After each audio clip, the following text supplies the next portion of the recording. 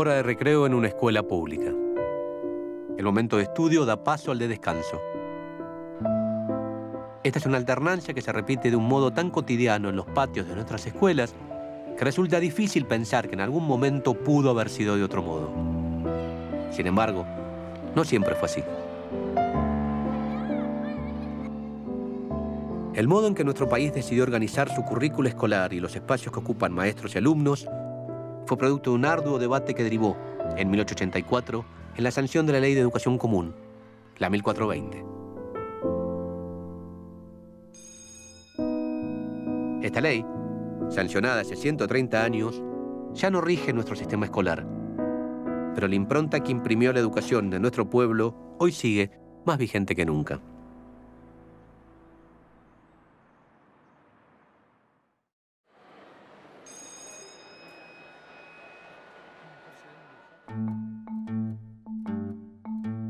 Entonces son todas cosas que cayeron en desuso, se fue cambiando bastante. Y ahí está el pibe escribiendo con el plumín que se mojaba y se sacaba. Este frasco es de la tinta porque el portero pasaba todas las mañanas con aquel frasco enorme poniendo la tinta. ¿Ves? Se pone por acá, se da vuelta y sale por ahí. ¿Eso qué es? El de... ¿Qué creen que es? Esto. ¿Qué les parece que es? ¿Para qué creen que se usaba? Para mí, para llevar una cuenta de cosas. Claro, como una tablita de contabilidad puede ser. ¿Ah?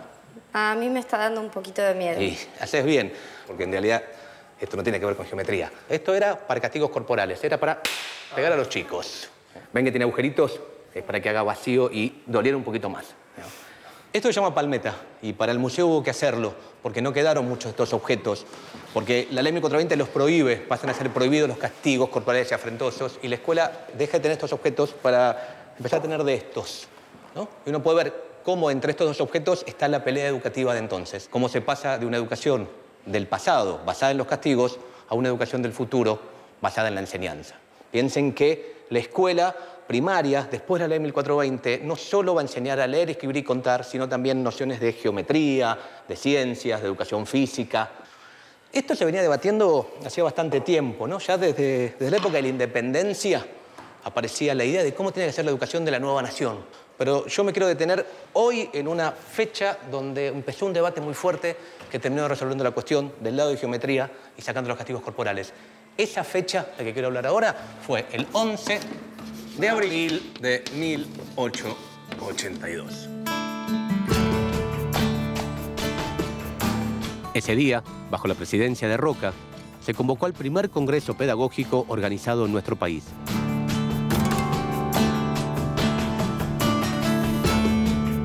Era un momento crucial en el que se discutió qué tipo de sistema educativo tendríamos los argentinos.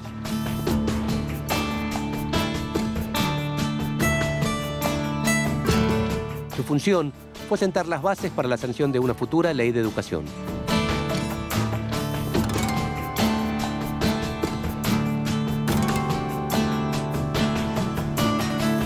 Este congreso se realizó en el marco de la Exposición Industrial, Agrícola y de Bellas Artes, justo acá, en Plaza Miserere.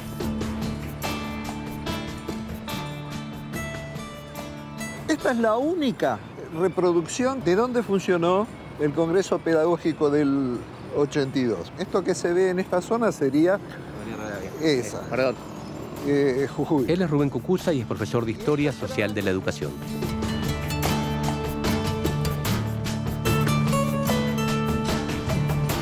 Además, dirigió el Museo de las Escuelas de la Universidad Nacional de Luján. Ahí pueden verse elementos que grafican cómo cambió la educación en nuestro país con la aplicación de la ley. ¿Y por qué se hizo un congreso pedagógico en el 82?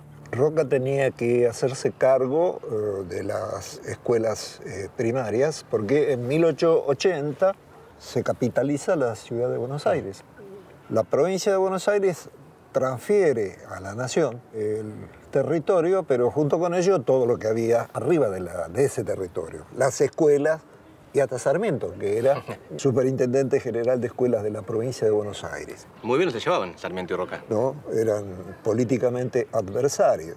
Para administrar esas escuelas y además para controlarlo a Sarmiento, Roca crea el Consejo Nacional de Educación y lo rodea a Sarmiento con una cantidad de vocales católicos. Sarmiento protesta contra la creación del Consejo Nacional de Educación, que tenía como objetivo dictar una ley de educación y convocar a un congreso. Lo denuncia Sarmiento como una maniobra de Roca y especialmente de su ministro, de colocar a alguien que lo tirara de arriba y de abajo a Sarmiento para impedir que pusiera sobre el tapete su propio proyecto de ley de educación. El Congreso Pedagógico, convocado por el ministro Manuel de Pizarro, estuvo conformado por 125 educadores, entre representantes de las provincias y municipios, y también contó con representantes de Uruguay, Bolivia, Paraguay, Brasil y Estados Unidos, entre otros países. Aunque Sarmiento fue nombrado presidente honorario del Congreso, no concurrió. De hecho, sostuvo una mirada crítica en editoriales publicadas en el diario El Nacional. Entre otras cosas, Sarmiento cuestionaba la gran cantidad de participantes, sobre todo de maestras de grado. Altísimas cuestiones de Estado y de ciencia serán resueltos por una mayoría de señoras apenas preparadas para la enseñanza de las materias de la escuela primaria. Estas críticas contribuyeron a crear un clima de hostilidad en el Congreso. A pesar de eso, el 11 de abril de 1882, Onésimo Leguizamón condujo como presidente la sesión inaugural del primer Congreso Pedagógico de nuestro país. Si bien la réplica del aula que tiene el museo remite sobre todo a la época colonial, es interesante verla porque su modelo de enseñanza todavía seguía vigente en muchos lugares del país al momento de sancionarse la Ley 1420. Acá no hay aula frontal, no hay pizarrón, no hay mobiliario, no hay hileras de pupitres típicos de las aulas de las escuelas normales de fines del siglo XIX, de las escuelas de la Ley 1420, porque la educación escolarizada se realizaba en forma particular. Un preceptor concurría a la casa de su alumno, salvo en aquellos lugares donde el aprendizaje de las primeras letras se realizaba en un convento o, en este caso, en un espacio cedido por el cabildo. En la medida en que esto era colectivo, si bien no había un mobiliario especial como el que hemos mencionado, algunos muebles encontramos. ¿Esto qué es? Estas son cajas de arena para escribir, porque el papel era muy escaso y muy caro. Entonces era mucho más barato hacerlo acá.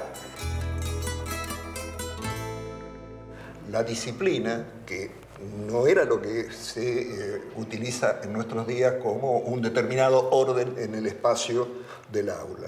La disciplina era un látigo con varias colas que estaba colgada con un clavo, al punto que la amenaza previa al castigo era: os voy a descolgar las disciplinas. Es decir, descolgar las disciplinas significaba amenazar con que voy a azotaros. O sea que importaba mucho más el castigo que las cosas que les enseñaban. El castigo era muy importante. Lo que pasa es que las cosas que se enseñaban eran muy rudimentarias. Era leer, escribir, contar, cálculo y catecismo. No podemos hablar ni siquiera de escuela. Enseñanza de las primeras letras. Recién a fines del siglo XIX, ya en el periodo de la Ley 1420, comienzan a aparecer las lecciones de cosas con objetos y las distintas asignaturas.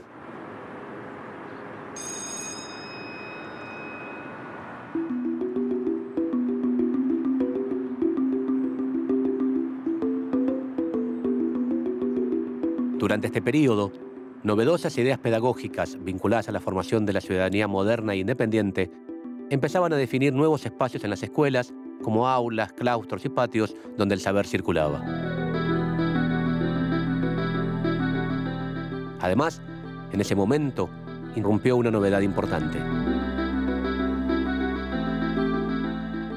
Empezaron a aparecer las asignaturas. Ya no se trataba solamente de aprender a leer, escribir y contar. Estos cambios no se dieron de un modo uniforme en todo el territorio. El Congreso Pedagógico de 1882 fue el lugar en donde se intentó acordar un sistema educativo común que plasmase el ideal de Sarmiento de hacer del país una escuela. Las sesiones del Congreso transcurrieron con la exposición y debate de trabajos previamente encargados a especialistas como Paul Grossac, Marcos Sartre y José Posse. Las temáticas iban desde aspectos generales de la política educativa a otros de orden más cotidiano, como el trabajo en clase. En este sentido, se presentaron estrategias didácticas novedosas, como el método intuitivo o la práctica de tomar lección. Un inspector técnico recomendaba: lo primero es procurar que el niño comprenda la lección. Lo segundo es obligarle a recitar lo que ha retenido con la ayuda de un sencillo texto. Se discutió, por ejemplo, si el contenido curricular debía ser distinto y adecuarse a cada sector social, el lugar de residencia o el género, o si debía ser uno solo para toda la población. Finalmente, pudieron definirse las recomendaciones para la futura Ley de Educación Nacional. Esta tendría que ser común, obligatoria en su nivel primario, graduada, es decir, organizada en cursos o grados agrupados por edades, y gratuita. Si bien en estos puntos centrales se logró llegar a un consenso, se dio un debate en el cual no hubo acuerdo posible. Ese debate fue el de la laicidad, es decir, si se debía enseñar o no contenido religioso en clase. En torno a este tema, las diferencias entre católicos y liberales se tornaron irreconciliables. Generalmente se trata el tema del conflicto entre laicos y liberales como si estos fueran un bloque. El Congreso del Pedagógico del 82 trató muchísimos temas y no solo el problema de la religión, que era el único punto donde efectivamente los liberales se emblocaban contra los católicos y los católicos, que tampoco no eran un bloque homogéneo, se emblocaban contra los liberales. No obstante esto, las disputas entre liberales y católicos llevan a Roca en un determinado momento a pensar en la disolución del Congreso Pedagógico. Esta disputa entre sectores liberales y católicos se vivió intensamente entre los intelectuales de la época. Los católicos sostenían que una educación pública sin religión sería una educación atea que produciría la catástrofe moral en la población. Ellos creían que una escuela sin Dios bajaría el nivel de civilización del pueblo argentino. Los liberales, encabezados por el ministro de Justicia, Culto e Instrucción Pública, Eduardo Wilde, creían que la enseñanza de religión en las aulas significaría un retroceso. Nos hundiría en el atraso y la intolerancia, y ahuyentaría y excluiría a los extranjeros, y por consiguiente sería un factor negativo en relación al progreso de la joven nación que se pretendía consolidar.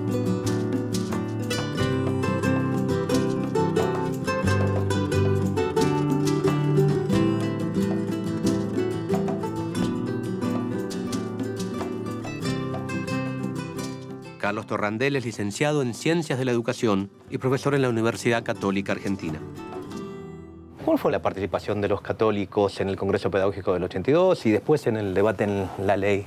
Bueno, el catolicismo apoya el proyecto de Roca a la presidencia y se incorpora de alguna manera en el gobierno a través de distintos laicos más comprometidos con la Iglesia que participaron en los primeros años del gobierno de Roca. En ese contexto hay un momento en el cual Roca toma la decisión de, en algunos temas, enfrentarse con las posiciones católicas, y uno de esos temas es precisamente el de la educación. ¿Y el motivo por el cual los católicos se retiran del Congreso Pedagógico del 82? El catolicismo se opone básicamente porque hasta ese momento no había sido claramente un tema de debate. Esto, para mí, y creo que puede probarse, es una operación ideológica de una élite determinada sobre el tema. No había una necesidad de debate sobre ese tema, a nuestro modo de ver, porque claramente había una optatividad en la elección de los padres sobre si querían que sus hijos fueran a la educación religiosa o no.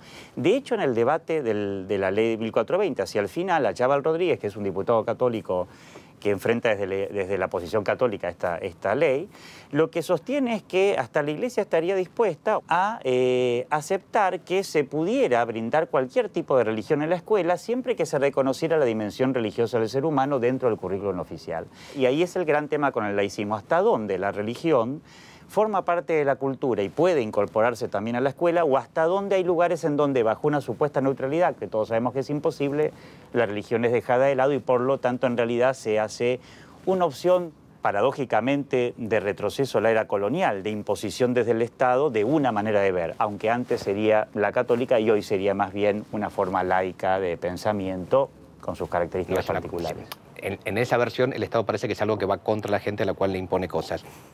Yo tendría a ver el Estado también como el lugar, el garante de cierto bienestar general. No es algo que le impone, no es una máquina impositiva. Indudable. Digamos, el Estado está constituido por una voluntad popular que determina que el Estado sea así y no de otra forma, digamos. Claro, pero no claramente en esa política llevada adelante por Roca en los 80 no es que estaba representando los intereses populares. No vas a decir que el Estado de los 80 era el Estado democrático. No estoy diciendo eso, no estoy diciendo eso, estoy claro. Era un Estado en manos de la oligarquía. Bueno. De todas maneras, digo, además. O sea, si estaba en manos de la oligarquía para... yo lo que ahí veo en la discusión historiográfica es, si estaba en manos de la oligarquía para todos los demás temas, ¿por qué para este tema...? Por el mismo motivo que no se puede hablar del catolicismo, como bien dijiste vos, como un bloque, tampoco se puede hablar del Estado como un bloque. No, sin duda. Digamos, o sea, también digamos, es lo mismo. O sea, si yo estoy de acuerdo con vos, del catolicismo no se puede hablar como un bloque. Tampoco del Estado. Así estuvimos un rato más con Carlos, cuando de pronto me di cuenta de que estábamos replicando uno de los ejes centrales de la discusión que se dio en el Congreso 130 años antes.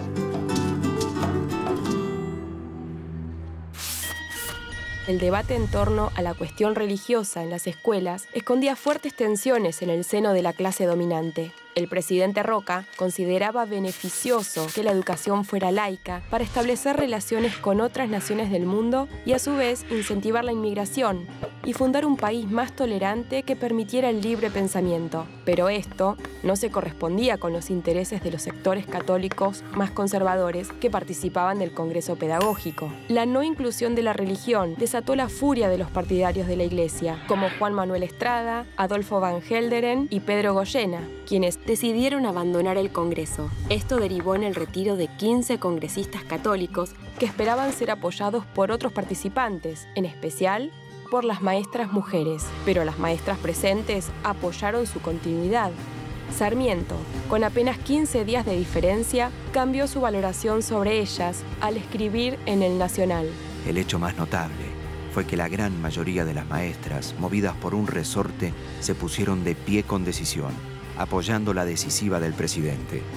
El Congreso, por mandato del Poder Ejecutivo, eliminó de sus debates la cuestión de la enseñanza laica y de la enseñanza religiosa y reunió las resoluciones aprobadas en un solo cuerpo de doctrina, con el nombre de Declaraciones. O sea que salió común, obligatoria, gratuita, graduada. ¿Y lo de lo laico? En el Congreso Pedagógico no se discute porque se retiran los católicos y estaba esa cláusula de no entrar en esa discusión. Se discute, sí, en el Congreso Nacional como único punto de discusión. Ninguna de las otras 4 patas que mencionaste vos entra en discusión. En 1883, un grupo de diputados católicos presentó un proyecto de ley que retomaba las conclusiones del Congreso Pedagógico, pero le agregaba la enseñanza religiosa. Adriana Puigros es diputada nacional y como pedagoga realizó varias investigaciones sobre este periodo de nuestra historia. En el debate del 82 y también en el debate en la Cámara de Diputados, lo que aparece es una idea de la nación como concepto, digamos, subordinado a las instituciones que heredamos de la colonia, la Iglesia, especialmente la Iglesia Católica, o bien la nación como la organizadora del conjunto. En un momento histórico, político, en donde la inmigración empezaba a ser un problema realmente fuerte, era problema y era utopía y era aspiración. Entonces, de alguna manera, la clase que ya se estaba conformando como oligarquía quería y temía esa inmigración, ¿no? En los 2 debates lo que uno encuentra es, digamos, la intención de utilizar la educación como un instrumento de control de la sociedad y al mismo tiempo está la otra idea que es la de la formación del ciudadano, ¿no? En ese sentido, la discusión sobre si la educación sería católica o sería laica, yo creo que es una discusión que esconde el debate profundo por el poder. Porque la ley 1420 tiene además una idea de construcción del sistema escolar que es asentado en la comunidad. En ese sentido, Navarro Viola, que era católico, sostenía la necesidad de los consejos escolares. La idea de consejo escolar era una idea muy democrática y representativa, ¿no? La idea de que la educación pública tenía que tener una base de representatividad.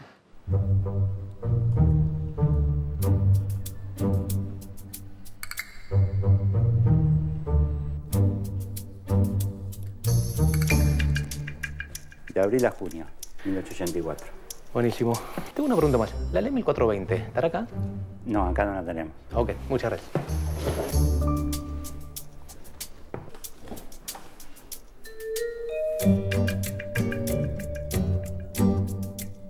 Finalmente, la Ley de Educación Común fue discutida en el recinto.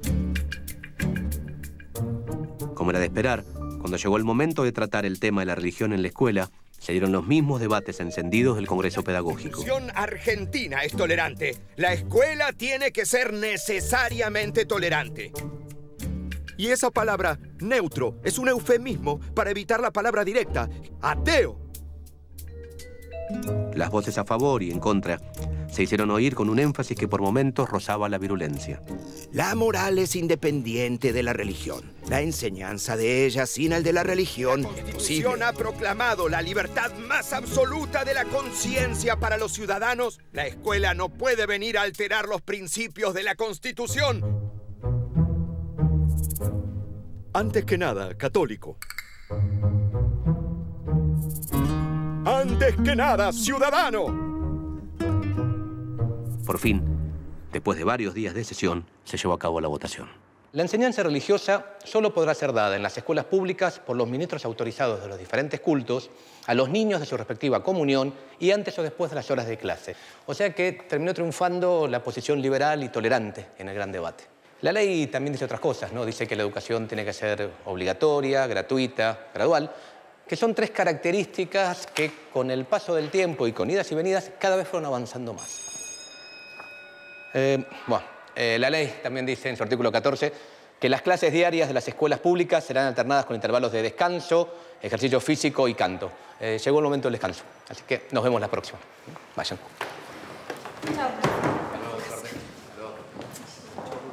Nos vemos.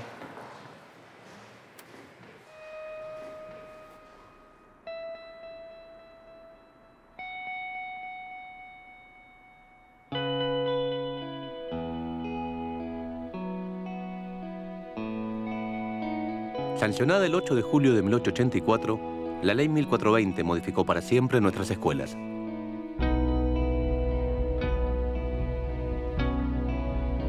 Desde su estructura física hasta lo que iba a ser aprendido en sus aulas.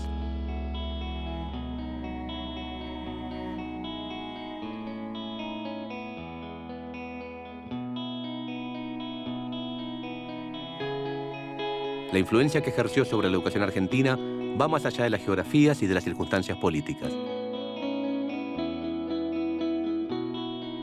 Esto es tan cierto que, aún hoy, sus conceptos rectores siguen vigentes.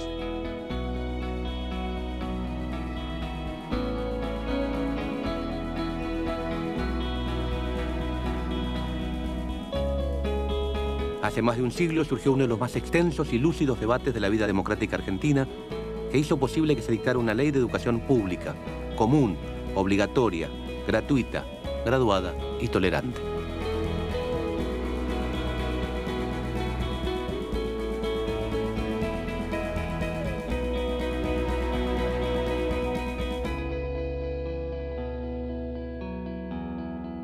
Como instrumento normativo, fue una ley que garantizó derechos básicos para la población y que contribuyó, como pocas, a la construcción de un sentido de pertenencia y de identidad nacional.